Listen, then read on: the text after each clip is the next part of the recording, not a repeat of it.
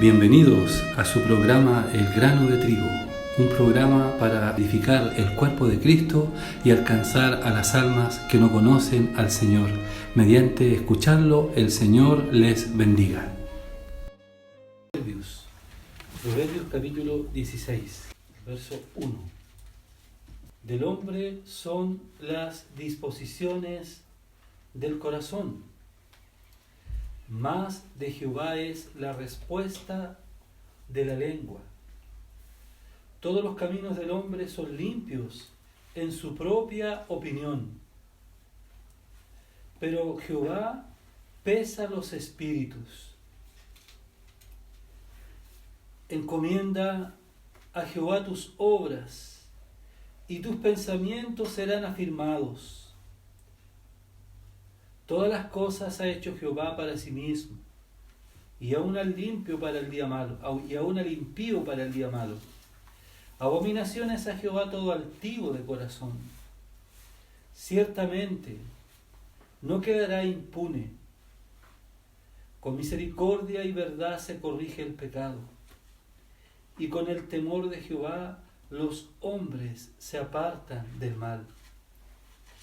Cuando los caminos del hombre son agradables a Jehová, aún a sus enemigos hace estar en paz.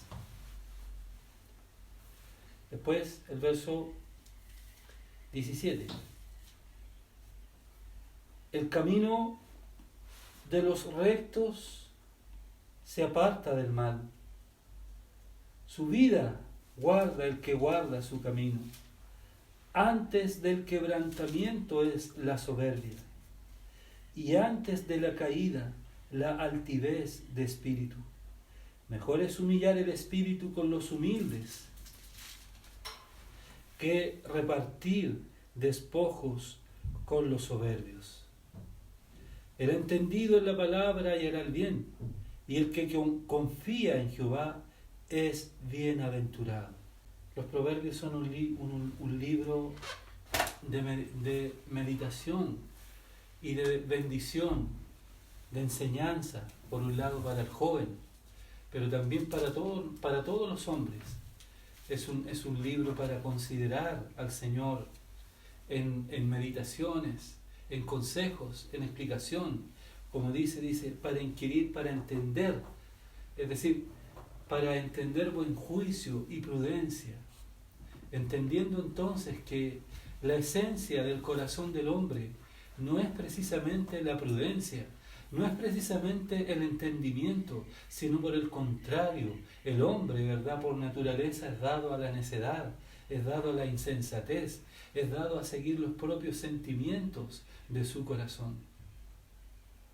Como dice Jeremías, ¿verdad?, porque perverso y engañoso es el corazón más que todas las cosas. Es decir, es precisamente todo lo contrario. Las personas no se sienten tan malas, ni menos sienten que tienen un corazón malo. Por el contrario, el gran engaño que el maligno ha metido en el corazón de las personas es que son buenas, es que no son tan malas. Y en alguna manera Dios tiene la obligación de atenderlos porque ellos no son tan malos o porque han hecho una buena acción para con otro. Eso es un engaño del diablo, porque el corazón del hombre para nada es bueno. Dice, porque no hay ninguno bueno, no hay quien entienda, no hay quien busque al Señor, pues todos nos desviamos a una.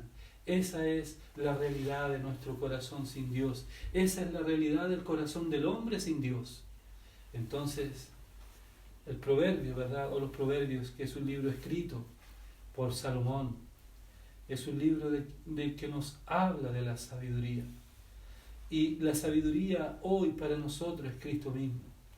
1 Corintios 30:31 dice, más por él estáis vosotros en Cristo Jesús, el cual nos ha sido hecho por Dios sabiduría, santificación y redención, para que, como está escrito, el que se gloría, gloríese en el Señor. Es decir, la sabiduría de Dios para nosotros es Cristo Jesús. Y dice, ¿verdad?, en los comienzos de este libro de Proverbios, dice, el principio de la sabiduría, ¿cuál es? es el temor al Señor, ¿verdad? Una vez compartimos del temor, ¿se recuerdan que hablamos del temor? No es ese temor de miedo, sino es un temor reverente, es un temor de amor, es un temor piadoso, que busca el amar a Dios, que busca el honrar a Dios, que busca el agradar a Dios. El principio de la sabiduría es el temor al Señor. Y hoy día para nosotros en el nuevo pacto, la sabiduría es Cristo Jesús. He aquí, dijo el propio Señor, más que Salomón. Mirad los lirios del campo, dijo, ni aun Salomón se vistió como uno de ellos. Y dijo, he aquí más que Salomón, el Hijo del Hombre. Refiriéndose al mismo. Él es más que Salomón. Salomón era un hombre sabio, pero Jesucristo es la sabiduría misma. ¿Entiendes? Jesucristo es la sabiduría misma. En este siglo, en este tiempo, cuando los hombres hacen ostentación, hacen alarde de su conocimiento, de su magíster, de su doctorado y de todos los conocimientos que puedan adquirir estudiando, sin embargo, teniendo tanto conocimiento en lo humano, ¿verdad? O en una materia determinada, demuestran ser necios en la vida que llevan. Sus matrimonios se destruyen, sus familias se destruyen, están presos de algún vicio, ¿verdad? Atrapados por el diablo en amargura, porque todo eso es producto del obrar de Dios. Lo peor que el hombre puede hacer es darle la espalda a Dios. Y aquí hay un contraste entre lo que vamos a hablar. Vamos a hablar, ¿no es cierto?, de la altivez y la humillación. La altivez y la humillación. Y tenemos un ejemplo de la altivez. Aquí comienza manifestando algunas cosas diciendo que las disposiciones del corazón, ¿verdad?, son del hombre. El hombre puede disponer con su corazón. El hombre puede decir, yo haré tal cosa, yo iré allá, yo entraré, yo compraré, yo venderé, yo saldré, yo viajaré, yo dormiré, yo comeré. El hombre puede disponer, pero sin embargo, el que determina es Dios. Porque dice, hombre necio, tú que te afanas y no sabes qué te dará el día de mañana, ¿cierto? Los hombres van disponiendo del día de mañana, pero no saben que el día de mañana le pertenece a Dios, ¿no es cierto? ¿Cuántos hombres se han proyectado en la vida? Tantas cosas se han afanado, acumulando, y el producto de su trabajo, y sin embargo sus generaciones en poco tiempo despilfarran todo lo que a ellos les ha costado años de acumular. Vemos entonces que Dios es el que dispone, Dios es el que determina. Todos los caminos del hombre son limpios en su propia opinión, pero Jehová pesa los espíritus. Es decir, lo que recién estábamos hablando, que el hombre, ¿verdad?, o que la mujer no se considera a sí mismo tan malo, no se considera que tenga un corazón tan desviado, ni que sea pecador, sino que por el contrario, las personas dicen, sí, yo no soy tan malo, dice, yo no creo que sea tan pecador, no creo que porque yo haga esto, Dios no me tenga en cuenta. Dicen así las personas, ¿verdad? En otras palabras, es un sentimiento de justicia propia, porque ellos miran su propio corazón. Mire, ponga atención, ellos miran su propio corazón, y cuando uno, ¿verdad?, se ve en un espejo a sí mismo, nunca se va a encontrar que está tan mal, ¿cierto? Siempre uno va a tratar de compararse con otro. No, si yo no estoy tan mal, siempre hay otro más feo que yo, ¿cierto? Es como un consuelo propio, es una justicia propia del corazón, ¿ya? Pero dice que hay caminos que al hombre le parecen limpios a su propio corazón, pero dice, pero el que pesa los espíritus, ¿quién es? Dios. Dios conoce. Oh, qué tremendo es esto. Qué tremendo es que Dios conoce lo que nosotros sentimos. Por eso en el ejemplo, siempre es bueno citar la propia Escritura. Siempre es bueno recordar cuando el profeta fue mandado, Samuel, a la casa de Isaí, el padre de David, fue mandado, y comenzaron a pasar delante de Samuel todos los hermanos. Eliab, el más grande, y todos eran altos, eran fuertes, eran bien parecidos, ¿Ya? Y él, he aquí el ungido de Jehová. Pero inmediatamente le habló Dios y le dijo, no, le dijo. Tuvo que parárselo, así como decir pararlo en seco. No, le dijo. No mires a su parecer, le dijo. Mire, no mires a su parecer, ni a lo alto de su estatura. Porque Dios no mira lo que mira el hombre. El hombre mira lo que está delante de sus ojos, mas yo miro el corazón. Pasaron todos los hijos y no tenía la orden de Dios para ungir a ninguno.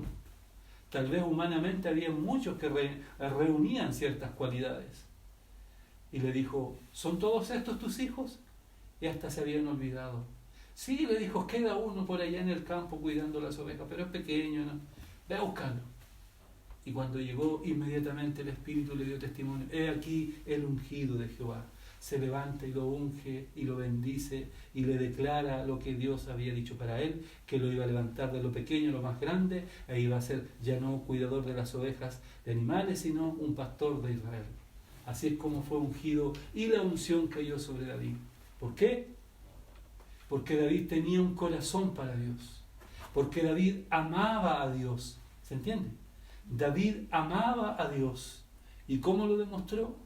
Porque a él no le importaba, ¿verdad? Él de pequeño, ¿no es cierto? La palabra fue provocando temor en su corazón, provocando amor. Él cantaba cuando estaba en el campo, él oraba a Dios en las noches de vigilia, cuando cuidaba el ganado. Dice que él no temía, lo defendía del oso y del león. Es decir, Dios vio en lo secreto, allá en lo escondido, él vio que David tenía un corazón para Dios. De igual manera dice que Dios es el que pesa los corazones. Dios es el que ve. En una oportunidad el Señor Jesús dijo, 2 hombres subieron para adorar. Uno era un fariseo, ¿verdad? Hizo largas oraciones. Señor, yo soy un hombre bueno, justo, no me junto con pecadores, yo ofrendo, yo diezmo. Y por allá en el rincón había un hombre pecador. Y no podía proferir palabras. Solamente dijo, Señor, sé propicio a mí que soy un pecador. Y el Señor pregunta y dice, ¿cuál de los 2 bajó de la montaña más justificado? Ciertamente el segundo. ¿Por qué? Porque aunque no tenía una abundancia de palabras, pero tenía un corazón arrepentido. Es lo que Dios busca, corazones arrepentidos. Luego, ¿verdad? Dice, todas las cosas ha hecho Jehová para sí mismo, y aún al impío para el día malo. Ciertamente hay mucha impiedad, hay mucha maldad y soberbia del corazón. Abominaciones a Jehová todo altivo de corazón, ciertamente no quedará impune. Cuando la soberbia se levanta, cuando los hombres se levantan, ¿verdad?, en una provocación, muchos hombres han dicho, ¿quién es Dios? Yo no conozco a Dios. ¿Por qué el hombre no está preparado para tener tanto poder en sus manos? ¿Por qué la fama y la popularidad y por qué las riquezas echan a perder a los hombres? ¿Por qué pasa eso? ¿Por qué pasa eso? Porque el hombre no está preparado para contener tanto poder. ¿Y por qué? Porque el corazón del hombre es perverso. Cuando el hombre tiene mucho poder, ¿qué comienza a pasar con él? Comienza a vanagloriarse, ¿cierto? Y comienza a endiosarse. Él ya se siente más importante que los demás, él ya se siente que está por encima de los demás, que prácticamente todos los demás son sus esclavos y que sin él nada gira. Y a través de los tiempos y de la historia hemos visto cómo los hombres que han comenzado bien han terminado mal. Han empezado en una condición baja y han terminado ensoberbiados, y la mano del Señor tarde que temprano ha tenido que venir sobre ellos, sobre reyes, sobre presidentes, sobre gobernantes, sobre líderes, sobre todos los hombres que se han ensoberbecido en contra de Dios. Eso lo vemos a través de la historia, eso lo vemos a través del tiempo. Alguien dirá, pero yo no soy ni un rey, ni un presidente, ni un gobernante, entonces esto no es para mí. Esto es para todos los hombres, tanto el rico como el pobre. Todos los hombres tenemos en el corazón el orgullo y la soberbia. Y es precisamente eso lo que necesitamos entender, la altivez de corazón. Y dice aquí en el verso que hemos leído abajo, más abajo, dice,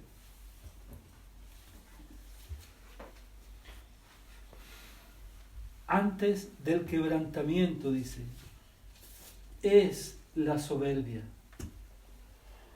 ¿Comprende?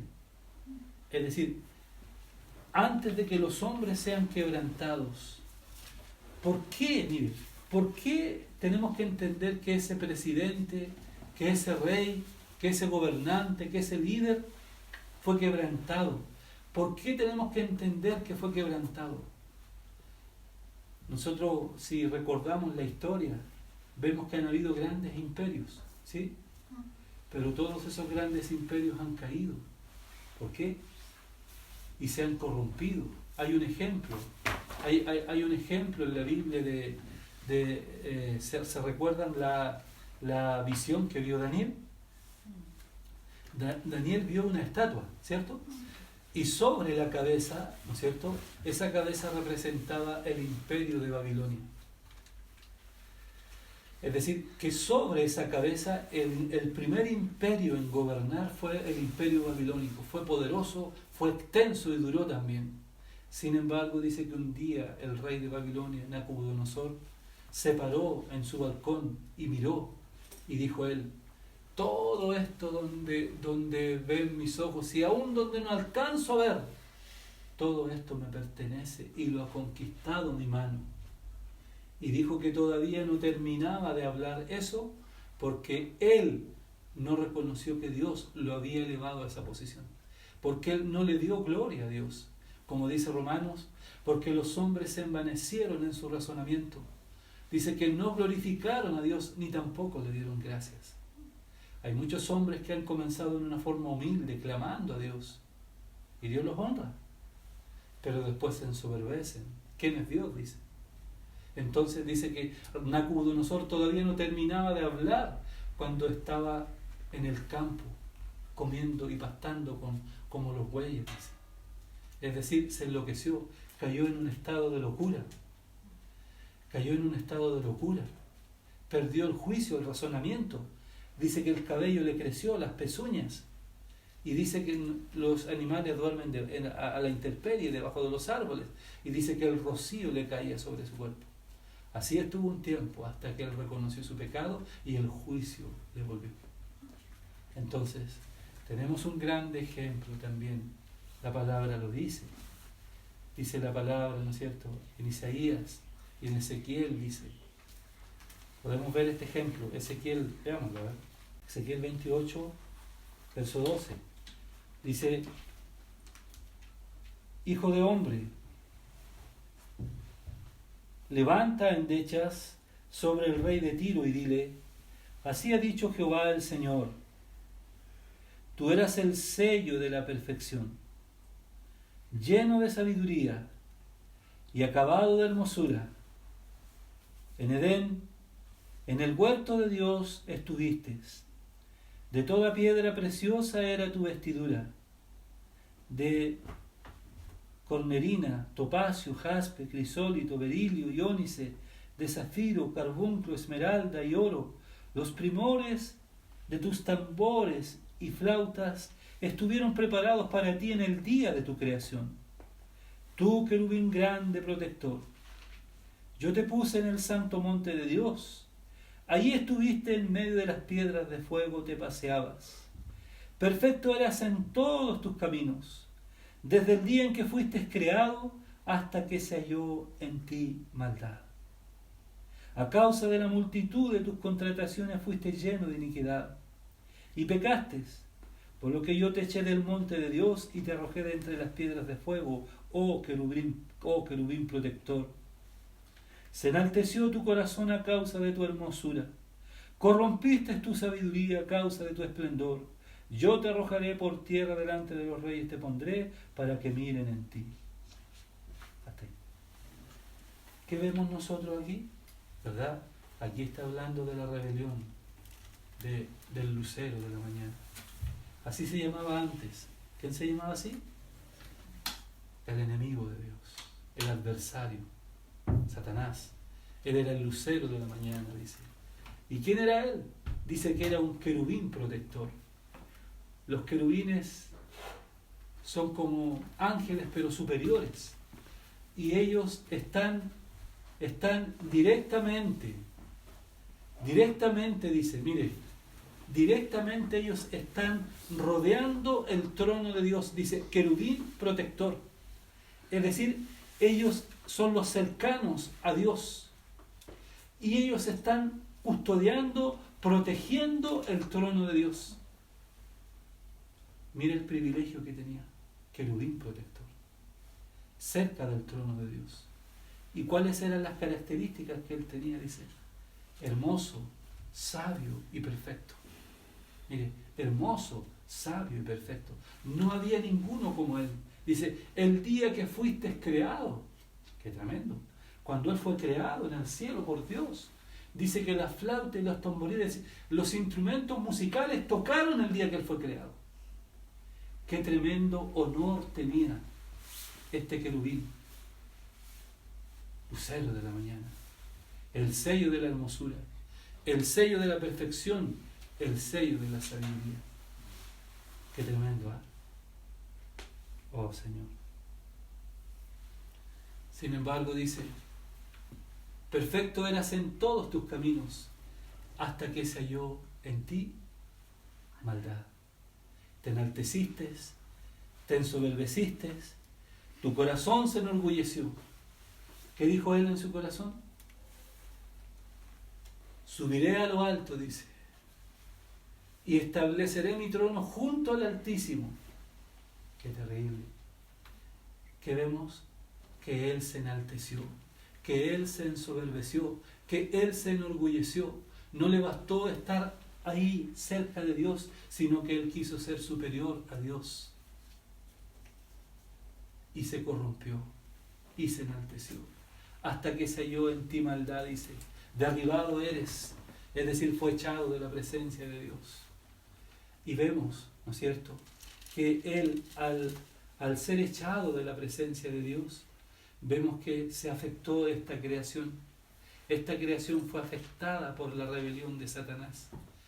Vemos que la creación entera fue corrompida porque él vino a hacer en estos ambientes su morada y su habitación.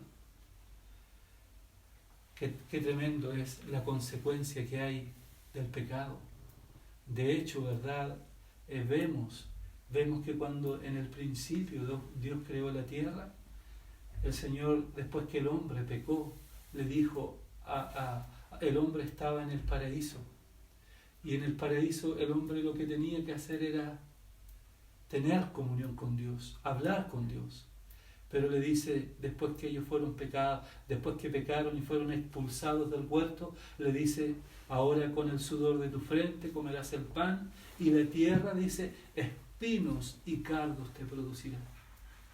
Esa expresión, espinos y cardos, es una expresión que habla del juicio de Dios, que habla de la maldición de Dios sobre esta tierra por causa del pecado.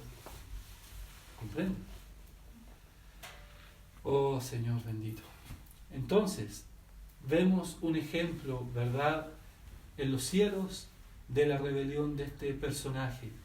Hoy, ¿verdad?, su hermosura la corrompió en maldad, su sabiduría la corrompió en astucia, y su perfección, ¿verdad?, él desvió todos sus caminos.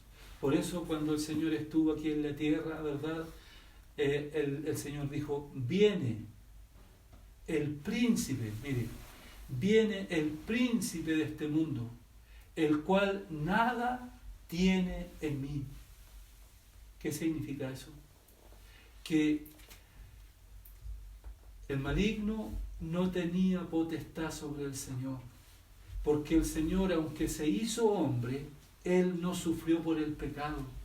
No nos olvidemos que Él, ¿verdad?, que nació de una mujer, pero Él no fue concebido, ¿no es cierto?, por hombre, sino que Él fue concebido por el Espíritu Santo. Por lo tanto, Él tomó forma de hombre, pero Él no sufrió por el pecado. Él no sufrió por pecar, Él no sufrió por nada de eso, porque el deseo de Él, porque el agrado de su corazón, ¿cuál era? El hacer la voluntad del Padre. Después dijo Él, viene el príncipe de este mundo, dijo, el cual nada tiene en mí. Y después el Señor, vemos nosotros que el único ser sobre el cual el maligno no se podía señorear era sobre la persona del Señor Jesús. Porque el agrado de Jesús era hacer la voluntad del que lo había enviado. Entonces vemos cómo a través de todos los tiempos, dice, este ser, dice, corrompió su camino. Por eso dice, antes del quebrantamiento, dice, está la soberbia. ¿Qué significa eso? Que este ser se ensoberbeció. Y él se ensoberbeció queriendo ser igual a Dios.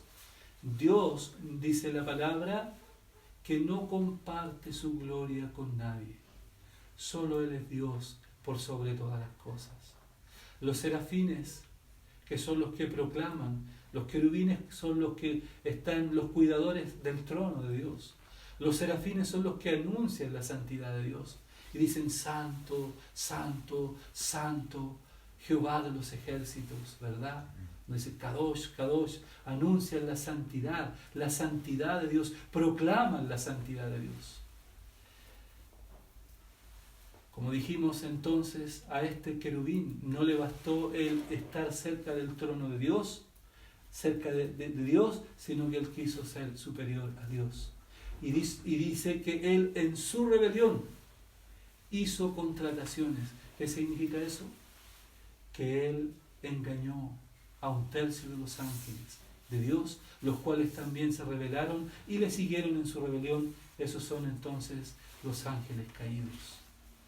Y vemos que a través de toda la historia de la humanidad, este maligno no ha cesado en sus intentos de que el hombre que fue creado en la tierra a imagen y semejanza de Dios, también sea contaminado con ese veneno y tenga que también entonces rebelarse en contra de su Creador. En el huerto del Edén, cuando el hombre estaba allí, ¿qué le dijo? La serpiente era astuta, dice, más que todos los animales que Jehová había hecho, la cual dijo a la mujer, ¿con qué Dios os ha dicho no comáis de todo árbol del huerto? Es decir, allí entonces, ¿qué vemos?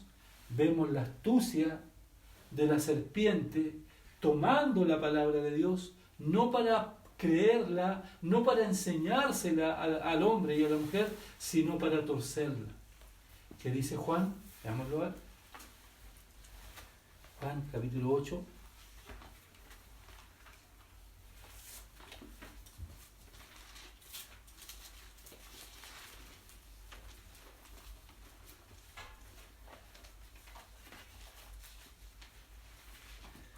Verso 44.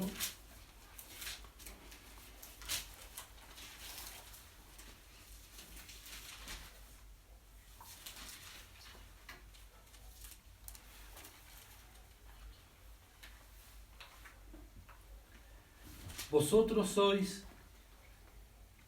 de vuestro padre el diablo, y los deseos de vuestro padre queréis hacer. Él ha sido homicida desde el principio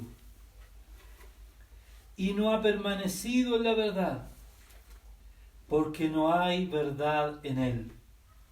Cuando habla, mentira de suyo habla, porque es mentiroso y padre de mentira. Qué tremendo versículo. ¿Cómo describe a este ser? ¿Cómo describe a este querubín que se corrompió, que se enalteció, que se enorgulleció, que se rebeló de la presencia de Dios y fue despojado, y fue destituido, y fue lanzado fuera? Nosotros sabemos que solamente la verdad está en Dios. Solamente la verdad está en Jesús. Y como dijo el Señor, yo soy, dijo Jesús, el camino, la verdad y la vida. Es decir, fuera de Dios, fuera de Jesucristo, no hay verdad. Aunque nosotros estamos viviendo en un tiempo donde las personas dicen, que no existe una verdad absoluta, es decir, una verdad única, sino una verdad relativa. ¿Qué significa eso? Que cada uno es dueño de su propia verdad. Todo depende cómo se mire. Es decir, si tú dices que un hombre con un hombre se pueden casar, esa es tu verdad. Pero si tú dices que una mujer con una mujer también pueden casarse, también esa es tu verdad. Es decir, y si un hombre con un animal puede casarse, esa también es tu verdad. Es decir, vivimos en un mundo, ¿verdad?, donde cada uno hace como bien le parece. Pero nosotros podemos testificar por la palabra santa, por la palabra de Dios, que el Señor lo dijo: pasarán los cielos, pasará la tierra, pero mi palabra nunca pasará. Es decir, la verdad de Dios es Cristo. Y esa verdad está en las Santas Escrituras, en la palabra de Dios, la cual no ha pasado y se cumplirá toda ella. ¿Comprenden? Entonces, el que no permanece en Dios no está en la verdad. El que no permanece en Jesús no está en la verdad. Y si no está en Jesús, y si no está en Dios, y si la palabra de Dios no está morando en cada corazón, entonces ¿dónde está? ¿En la? ¿Qué es lo contrario a la verdad? La mentira. La mentira. Es decir, miren, si somos más claros y somos más precisos, las personas viven una mentira. Como dijimos al principio, yo no soy tan malo. No creo que sea tan pecador. No creo que Dios no me tenga en cuenta. Parece tal vez una palabra fuerte, una palabra tajante, pero es la verdad de Dios. El que no está en la verdad, el que no está en Dios, está en la mentira. Y si está en la mentira, tiene un padre que lo da. Satanás es padre de mentira. Es padre de mentira. En él no hay verdad, porque él no ha permanecido en la verdad. Cuando habla de mentira suyo habla. Es decir, cuando al propio Señor le dijo: todo esto te daré, le dijo, si postrado me adorares. El Señor le dijo: solamente al Señor tu Dios adorarás y Él solo servirás. A las personas en el mundo Él les ofrece todo. Vemos cuánta gente, jóvenes, hombres, mujeres, en poco tiempo lo tienen todo: dinero, fama, riqueza, popularidad, viajan, todos los medios los entrevistan, aparecen en las portadas de revistas, en la televisión, todos. Y todos los que están abajo quieren ser ojalá como ellos. Pero al poco tiempo los vemos caer en depresión, en tristeza, en drogadicción, en algún vicio, o muchos terminan quitándose la vida.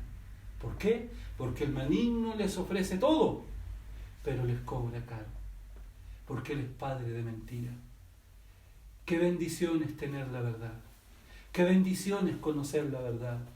Vemos entonces este principio cuando dice, antes dice el verso que acabamos de leer en Proverbio,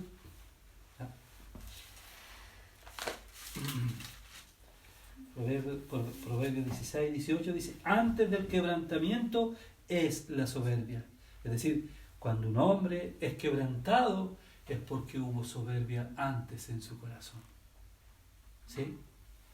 Porque hubo soberbia antes en su corazón. Y cuando un hombre cae, dice, antes de la caída, dice, la altivez de espíritu. Es decir, la soberbia es un asunto de mi alma. ¿Qué significa? Que con mi alma yo determino, yo pienso en enorgullecerme. Si al principio, ¿verdad?, había temor en el corazón y podía dar gracias a Dios hasta por lo más simple, si en alguna manera, ¿verdad?, había un poco de temor, cuando ya has sido prosperado ya te olvidas. Y después en su espíritu, tu espíritu es altivo. Es decir, te ves por sobre todas las cosas. Es decir, tú no estás abajo, sino tú estás por sobre todo. Te encumbras por sobre todo. Cuando nunca Dios ha querido que la actitud de nuestro espíritu y de nuestra alma. Él no quiere que nuestro espíritu sea altivo, ni que nuestra alma sea soberbia. La palabra dice que Dios atiende al humilde, pero al altivo lo mira desde lejos. Qué terrible ser mirado desde lejos por Dios. Pero qué bendición es ser atendido por Dios. Pero alguien dirá, yo soy humilde. Hay humildad en mi corazón. La humildad no es la pobreza. La humildad no es hablar despacito. No. El hombre por naturaleza no es humilde. La mujer por naturaleza no somos humildes. La humildad es una virtud divina que viene del cielo y que está en Cristo Jesús. Por eso el Señor Jesucristo dijo, aprended de mí, que soy manso y humilde de corazón. Cuando nosotros aceptamos a Jesús en nuestra vida, cuando nosotros aprendemos a caminar con Jesús, aprendemos a ser humildes. ¿Por qué? Porque ya no caminamos de acuerdo a lo que a nosotros nos parece, sino caminamos en lo que la palabra de Dios va alumbrando nuestro entendimiento, va alumbrando nuestro corazón. Qué maravilloso entonces poder permanecer en la verdad, poder conocer la palabra del Señor. El verso de más abajo dice, mejor es humillar el espíritu con los humildes. En esta generación que nosotros vivimos, ¿les gusta a la gente ser humilde? No. Usted va a un mall, ¿a cuál de todos pasa a llevar al otro? ¿A cuál de todos va con la mejor ropa? ¿A cuál de todos presume de un mejor vehículo? No estoy diciendo que esas cosas sean malas. Lo que es malo es lo que sale del corazón. Lo que la gente hace es lo que tiene en el corazón. Dice que de la abundancia del corazón es lo que habla la boca, es lo que hace la gente, es lo que tiene en el corazón. ¿Quién quiere estar con los humildes? El Señor nos dio un ejemplo tan hermoso de las veces que Él fue a Jerusalén, cuando estuvo en el templo, cuando hacía milagros, cuando enseñaba, cuando hablaba. Dice que había una aldea que estaba como a 3 kilómetros de Jerusalén, que era Betania. Y a nuestro amado Señor le gustaba estar en Betania, en la casa de Lázaro, de María y de Marta. Le gustaba estar ahí. Nuestro amado Salvador pasó muy buenos momentos en Betania. Él era reconfortado, Él era atendido allí. Él tenía palabras para sus amigos, para Lázaro, Marta y María. En Betania le gustaba estar al Señor. Es decir, con los humildes. Qué maravilloso es poder tener en la sencillez de nuestro corazón, de nuestro hogar a Jesús. Que Él pueda estar en medio nuestro, que Él pueda reinar en medio nuestro, que su persona pueda ser el primero en nuestro corazón. Dice que después que se hizo una cena, después que Lázaro había resucitado, dice que se hizo una cena allí, pero el personaje principal no era Marta, ni María, ni Lázaro, sino el Señor Jesús. Él estaba allí en medio, el autor de la vida, el propio Salvador. Filipenses, leamos. Dice el verso 5. Haya pues en vosotros este sentir que hubo también en Cristo Jesús, el cual siendo en forma de Dios, no estimó el ser igual a Dios como cosa que aferrarse, sino que se despojó a sí mismo, tomando forma de siervo, hecho semejante a los hombres, y estando en la condición de hombre, se humilló a sí mismo, haciéndose obediente hasta la muerte y muerte de cruz. Qué ejemplo tan grande tenemos nosotros. ¿En quién? Si bien podemos repasar en muchos santos de la antigüedad y aún del Nuevo Testamento, en muchos hermanos nuestros que sirvieron al Señor, pero no cabe más nuestro corazón que centrar nuestra mirada en el que agradó el corazón del Padre, en el que caminó en todo en conformidad al cielo. Ese Jesús, el Hijo de Dios, que dice que Él, siendo Dios, no estimó esto como algo a que aferrarse, sino que se despojó. Por eso que los judíos lo miraron en menos, porque ellos dijeron: sabemos que ha de venir el Mesías llamado el Cristo. Ellos esperaban a un David que entrara por las calles de Jerusalén en un corcel blanco, con una comitiva y un gran ejército.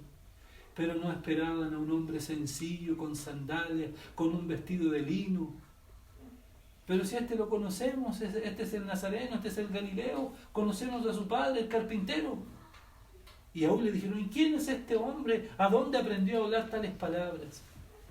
Pero Él siempre tuvo una palabra para el angustiado, para el afligido, una mirada para el corazón doliente. Aun cuando estaba allí en la cruz sufriendo, dice que tuvo unas palabras para su madre. Mujer, le dijo: he ahí tu hijo, refiriéndose a Juan. Y le dijo: Juan, he ahí tu madre. En otras palabras le estaba diciendo: cuídala a ella como tu madre. Qué tremendo es nuestro amado Señor. Palabras tiernas, miradas consoladoras. A los hambrientos alimentó, a los enfermos sanó, a los endemoniados y afligidos y oprimidos por el diablo libertó. Grande es la obra que nuestro Salvador hizo. Dice que Él podía haber pedido legiones de ángeles y lo habrían venido a libertar en el acto. Pero la palabra santa dice que Él enmudeció y no abrió su boca. Como cordero fue llevado al matadero para rescatarnos a nosotros, para pagar el alto precio. Bebió la copa amarga para que nosotros hoy día fuésemos bendecidos. Él, si este otro querubín es el ejemplo de la soberbia, el maligno, vemos entonces en Jesús el ejemplo de la obediencia perfecta. Él es el siervo obediente, perfecto, que se humilló a sí mismo, siendo Él el dueño de todo. Oh, bendito eres, Señor. No tenía dónde nacer, no tenía dónde recostar su cabeza. Cuando le preguntaron: Rabí, maestro, ¿dónde vives? Él le dijo: ven y ve. Las aves tienen su nido, las zorras su guarida. El Hijo del Hombre no tiene dónde recostar su cabeza. Dormía donde la noche le pillaba, en el campo, debajo de un árbol, mirando las estrellas, siendo Él el dueño de todo. Pero por causa de esa obediencia, dice el verso de más abajo, por lo cual, el verso 9, por lo cual Dios también le exaltó hasta lo sumo. Gloria al Señor. Por lo cual también Dios le exaltó hasta lo sumo y le dio un nombre que es por sobre todo nombre, un nombre que es por sobre todo nombre, para que en el nombre de Jesús se doble toda rodilla de los que están en el cielo y en la tierra, debajo de la tierra, y toda lengua confiese que Jesucristo es el Señor, para gloria de Dios el Padre. No hay otro nombre más grande. Él, dice la palabra, que venció a la muerte en la cruz, resucitando. Él venció al que tenía el imperio de la muerte, al diablo, quitándole las llaves y abriéndonos al cielo un camino nuevo y vivo para todo hombre que recibe, para toda mujer que recibe a Jesús. El cielo está abierto. No hay nada imposible, no hay nada difícil para Dios. Toda potestad en el cielo, en la tierra, debajo de la tierra, toda enfermedad, todo dominio, todo principado, todo se sujeta bajo el nombre del Señor, porque Jesús es el Señor. Porque el Padre le dio poder, porque el Padre le dio autoridad. Qué maravilloso es caminar con Él. Qué maravilloso es que nuestros corazones sean templo de este Dios vivo y verdadero. Aprender cada día a caminar con Él. Entre más aprendemos a caminar con Él, más humilde se torna nuestro corazón. Mirad, hermanos, dice 1 Corintios, que no soy muchos sabios ni muchos poderosos según la carne, sino que lo necio del mundo escogió Dios. Bendito sea el Señor, porque Él quiere ser el todo y en todo, para que la gloria sea del Señor. Que el Espíritu Santo cada día haga de nosotros hombres y mujeres con un corazón más humilde, donde Él pueda verse en nuestras vidas, donde Cristo pueda verse en nosotros, donde su gloria se manifieste cada día, porque sin Él no somos nada. Estamos rodeados de debilidad, estamos rodeados de flaquezas, ¿verdad? Pero en el Señor hay fortaleza, hay poder y hay fuerza. Bendito sea el nombre del Señor. Gracias al Señor por su palabra. Amén. Amén.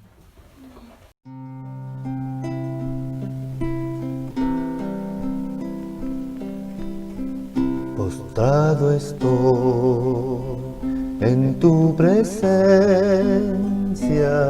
todo mi ser lo rindo a ti, oh mi Señor, solo tú eres digno del honor. Postrado estoy en tu presencia, todo mi ser lo rindo a ti, oh mi Señor, solo tú eres digno del honor. Recibe tú toda alabanza, recibe tú la exaltación. No hay como tú eres único, Señor,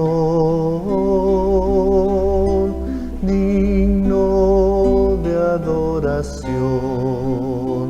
No hay como tú eres único, Señor, digno de adoración. Postrado estoy en tu presencia, todo mi ser lo rindo a ti, oh mi Señor, solo tú eres digno del honor. Recibe tú toda alabanza, recibe tú la exaltación. No hay como tú eres único, Señor, digno de adoración. No hay como tú eres único, Señor, digno de adoración. No hay como tú eres único, Señor,